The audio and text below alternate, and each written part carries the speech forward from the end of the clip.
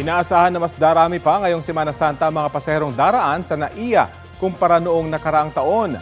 Detalye tayo sa ulat on the spot ni Ian Cruz. Ian?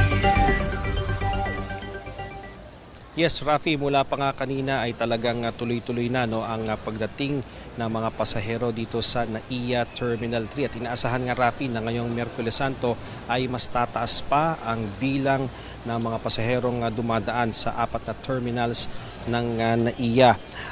Pero sa atin namang obserbasyon ay maayos at tuloy-tuloy naman ang pagdating at pag-alis ng mga pasahero dito. Kahapon, Miyerkules Santo, mahigit 68,000 na pasahero sa international at sa 71,000 naman sa domestic ang dumaan sa NAIA.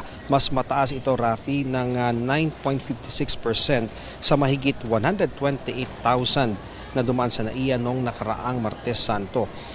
Inaasahan naman na simula nga ngayong araw, mas tataas pa ang bilang ng mga pasahero. Mas marami ang inaasahan pagdating ng Huwebes at Biyernes Santo gaya nung nakaraang Semana Santa. Sa mga may flights, mas maigi pa rin na dumating ng mas maaga sa paliparan para maiwasan ang aberya. Doon naman sa mga may international flights, i-accomplish na po agad ang e-travel form sa bahay pa lamang para kapag daraan na sa mga immigration counters ay mas mabilis na lamang ang proseso. Rafi, dito sa NAIA talagang nakikita natin maluwag ang sitwasyon pero nagkakaroon ng pila doon sa bayaran ng travel tax. Ito yung mga pa-international destination.